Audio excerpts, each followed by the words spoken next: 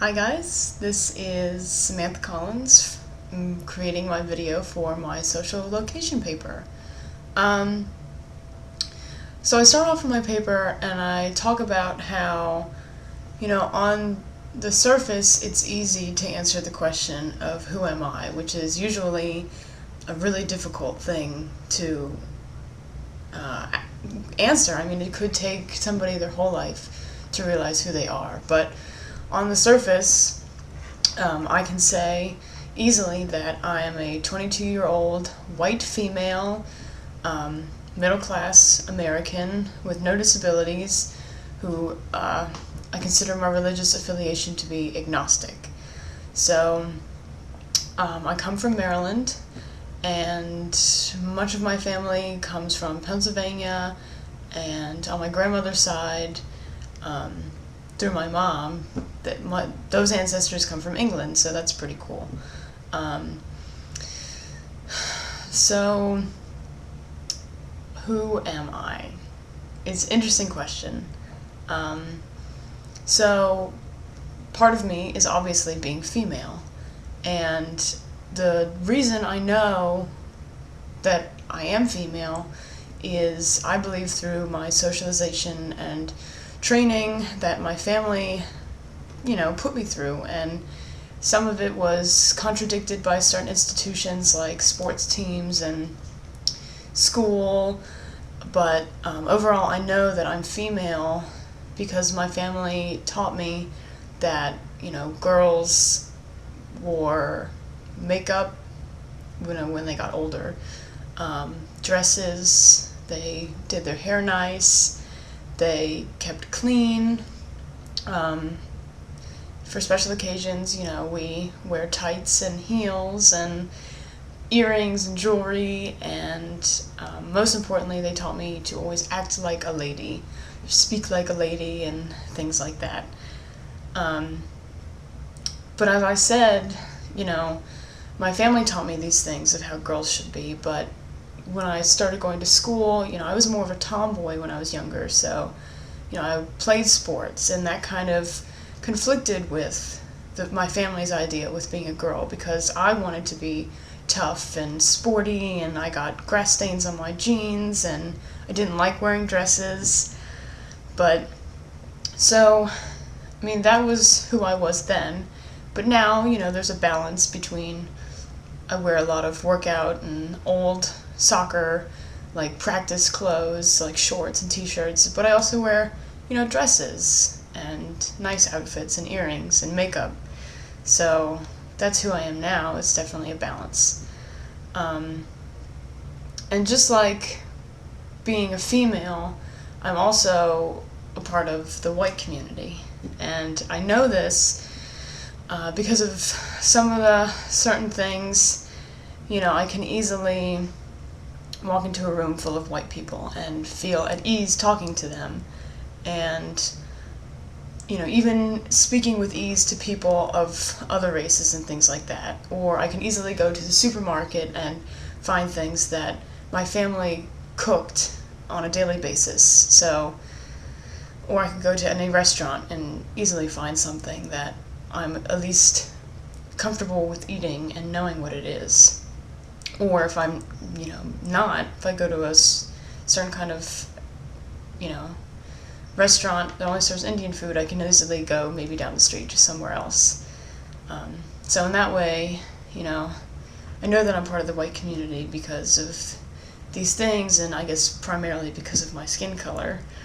But one thing I want to challenge about that identity of being a part of the white community is, that white people, not all of us, but, there's definitely that assumption that we think we're better than other people, and I'd like to challenge that, because obviously people have come from a lot less and had a lot less and done a lot more than, some white people. And, I'd like to challenge that we get everything we want. And, I don't want to define my success based on my skin color. I want to define my successes based on doing hard work and being better than other people academically or occupationally and things like that. Also, I want to apologize because the fan on my laptop is very loud. It's a very old laptop, so speak loudly enough that you can hear me. Other things I want to challenge would be with my female identity. You know, I had a stepfather who believed that it was the woman's role to cook and clean and things like that. And, you know, with my fiance, we definitely split more of the household things. You know, I like to do the cleaning, so I primarily do more of that, but he helps cook and he helps clean up the dinners and straighten things up, and he helps with the laundry sometimes. And, you know, there are certain things like I take out the trash. That's not primarily his job all the time. Or, you know, or I take out the recycling or things like that. So I'd like to challenge the typical gender roles that we have. And with my other identities, I mean, there are things that I do that affirm these identities, such as I said earlier with wearing makeup and wearing dresses and doing cooking and cleaning. That affirms me being female. With my religious identity, I don't even really consider that a huge part of who I am because, you know, I don't attend church and I'm not religious. I wouldn't say at all, but just it's not a part of my everyday. Middle class, you know, I have disposable income. I go shopping for things I don't need. Not often, but I do. And educationally, you know, I read books and I attend classes and I will have a degree soon. So in that way, those things affirm the identities that I have. And of course, there are values that I have with these identities, or in general. I value my relationships, you know, my family, my fiance, my friends. I value my education.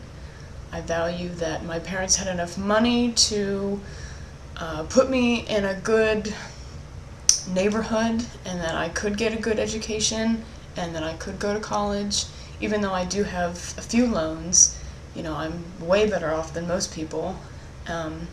So those things I value because they definitely have, you know, they'll help me with certain things in life. I have certain advantages that some people don't have. You know, I was able to move out at 22, and, you know, I'll be done with college in 3 weeks. And so I value that, you know, I had the upbringing that I did, and I'm friends with the people that I'm friends with, and I didn't get into the wrong crowd or anything like that. So, just to wrap it up, you know, I've learned in writing this paper that I am privileged, and I guess you could say spoiled, but I don't think that my skin color has gotten me exponentially far. I definitely had to work at things. I'm not the top of my class. I'm not the best student. I'm not the best at work, and, you know, I'm average, and the things I've done, I haven't beat out anybody of any different skin color, so I guess in that way I'm glad I haven't seen any racism. But in writing this paper, you know, like I said, I've learned that I have privilege, and of course these things are not completely who I am, but it's interesting to sit down and write about the different things that you are and the different aspects of yourself, because, you know, walking into a room of your peers, you definitely aren't all of them at once, even though they're all a part of you, which I think is interesting to think about.